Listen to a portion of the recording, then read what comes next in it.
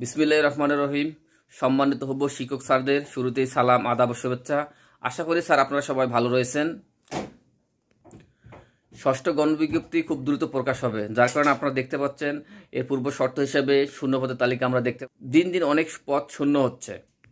তার যদি সুষম বন্টন হয়, আমাদের 18তম নিবন্ধনে যারা আমরা ভাই বাচ্ছি ইনশাআল্লাহ সকলের মধ্যে থেকে 95% ভাইয়ের বা বোনের চাকরি হবে। আপনারা জানেন কোটা আন্দোলনের কারণে কোটার একটা বড় ধরনের সংশোধন হয়েছে, তবে এই সংশোধনটা হয়েছে শুধু সরকারি স্বায়ত্তশাসিত এবং আধাশাসিত প্রতিষ্ঠানে, কিন্তু বেসরকারি শিক্ষা প্রতিষ্ঠানের ক্ষেত্রে এটা কিন্তু এখনো রয়ে গিয়েছে। আমরা যে শূন্যপদগুলো দেখতেছি প্রতিষ্ঠান পর্যায়ে, সেগুলোর 70%ই হচ্ছে আপনার নারী কোটা থাক, সেক্ষেত্রে আমাদের কোনো আপত্তি নেই। আমাদের আপত্তি হলো শূন্য পদ থাকবে, যোগ্য প্রার্থী থাকবে, কিন্তু নারী কোটার কারণে নিয়োগ হবে না, এটাতে আমাদের আপত্তি। কিছু গুরুত্বপূর্ণ বিষয় যেমন আপনার শারীরিক শিক্ষা বলেন, চারুকলা বলেন, আইসিটি বলেন, জিপ, ম্যাথ, ইসলাম শিক্ষা, তথ্য প্রযুক্তি, আরও কিছু সাবজেক্ট রয়েছে যে সাবজেক্টগুলো অনেক শূন্যপদ রয়েছে এবং অনেক যোগ্য প্রার্থীও থাকবে 18তম নিবন্ধন পরীক্ষায়, কিন্তু নারী করার কারণে আমাদের এই যোগ্য ভাইরা চাকরি পাবে না।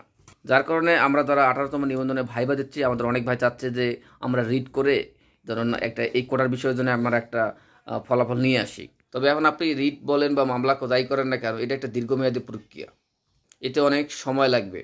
অনেকে আবার প্রস্তাব দিয়েছে যে এনটিআরসি বরাবর স্মারকলিপি বা শিক্ষা মন্ত্রণালয় বরাবর স্মারকলিপি বা প্রধানমন্ত্রীর প্রধান উপদেষ্টার কার্যালয় বরাবর স্মারকলিপি দিয়ে যদি নারী কোটা বা পুরুষ কোটার একটা সরকারি চাকরির মতো যদি একটা সমঝোতা করা যেত বা একটা সংশোধন করা যেত, তাই আমাদের প্রথমে উচিত হবে আমাদের যারা নীতি নির্ধারক রয়েছে তাদেরকে আমরা মানববন্ধন বা স্মারকলিপি প্রদানের মাধ্যমে বেসরকারি শিক্ষা প্রতিষ্ঠানে আমরা কোটার একটা সংশোধন করব।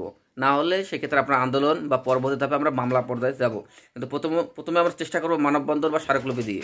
আর 35+ যারা রয়েছেন আপনারা অনেকটা টেনশনের কারণে 35+এর জন্য ছাড় দেওয়া হবে, কারণ বর্তমান রাজনৈতিক অস্থিরতা বা নিয়োগ দীর্ঘসূত্রতার কারণে আপনার বয়স 35+ হতেই পারে।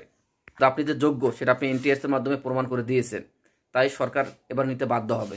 আমরা নারীদের প্রতি বৈষম্য হোক এটা চাচ্ছি না, কোটার জন্য একটা যৌক্তিক সমাধান হয় সেটাই আমরা চাচ্ছি। হবু শিক্ষক স্যারদের অনুরোধ, আপনারা যারা এখনও আমার এই চ্যানেলটি সাবস্ক্রাইব করেননি, দয়া করে আপনারা আমার চ্যানেলটি সাবস্ক্রাইব করবেন। আসসালামু আলাইকুম।